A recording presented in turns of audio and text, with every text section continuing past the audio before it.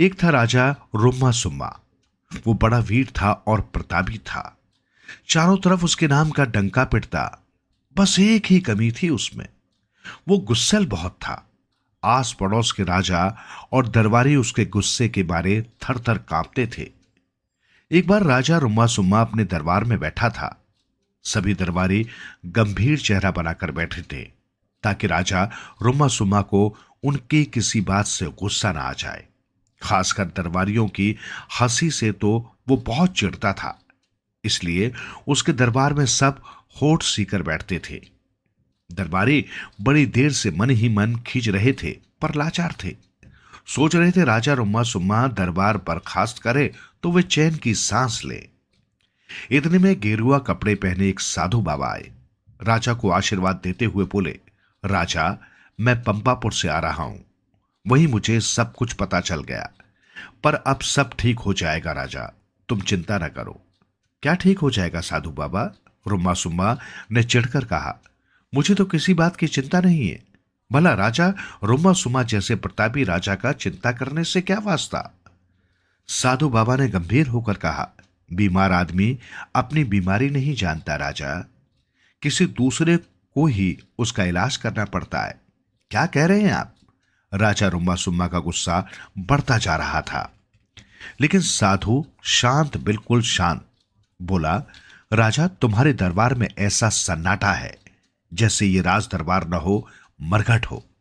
कोई दरबारी बिना तुम्हारी इच्छा के एक शब्द बोलने का साहस नहीं कर सकता, और न यहां किसी के हंसने या बात करने की ही आवाज आती है।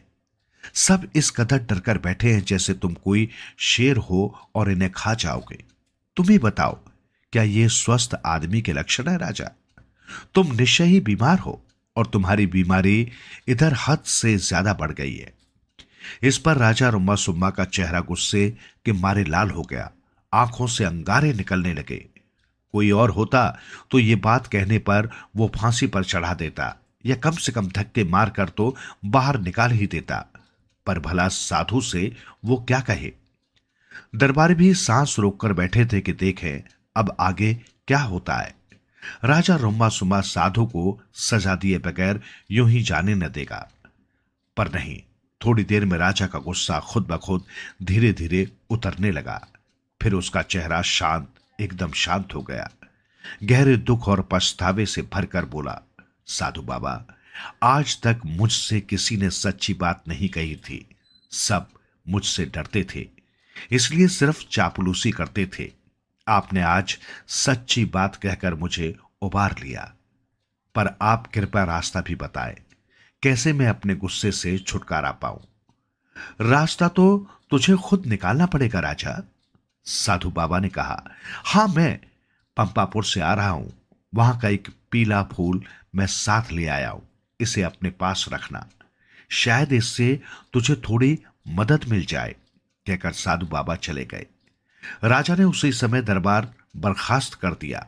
अपने महल में आकर सोचने लगा, वो क्या से क्या हो गया। साधु बाबा ने मेरे घमंड की सारी परतों को चीर दिया। आज मुझे सच्चाई साफ नजर आ रही है। मेरे दरबारी मेरी हालत पर किस कदर हंस रहे होंगे। साधु बाबा ने भी कितनी कड़वी सच्चाई मेरे सामने रख दी कि मैं बीमार हूं, बीमार। ओह, मैं अपनी बीमारी से छुटकारा पाने के लिए क्या करूं, क्या करूं। तुरंत राजा को साधु बाबा द्वारा दिए गए पंपापुर के फूल की याद आ गई। सोचने लगा, देखूं पंपापुर के इस फूल से मुझे क्या मदद मिलती है। उसने इस फूल को उठाया तो हैरान रह गया। उस पर सुंदर लाल अक्षरों में लिखा था, महाराज, साधु बाबा ने ठीक कहा है, अपना अभिमान छोड़ दीजिए, रास्ता निकल आएगा। राजा कुछ समझ नहीं पाया। घबराकर उसने आंखें बंद कर ली। अगले ही क्षण आंखें खोली तो लगा पंपापुर का फूल हंस रहा है। उस पर लिखे लाल अक्षर गायब हो चुके थे। फिर तो राजा रुम्मा सुम्मा ने पंपापुर के उस फूल को बहुत संभाल कर रख लिया। जब भी वो बेचैन होता, उस फूल को उठाकर देख लेता। उसमें उसे जरूरी संदेश मिल जाता।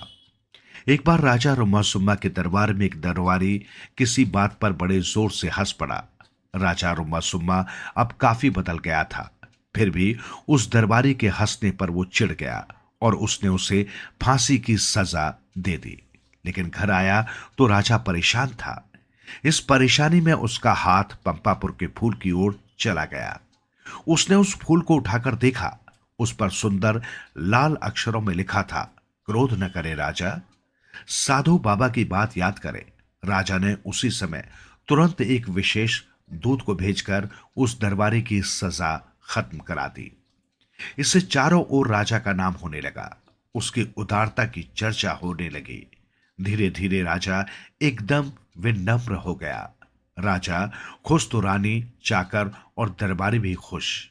फिर एक दिन साधु बाबा आए, बोले, लाओ राजा मेरा पंपापुर का फूल।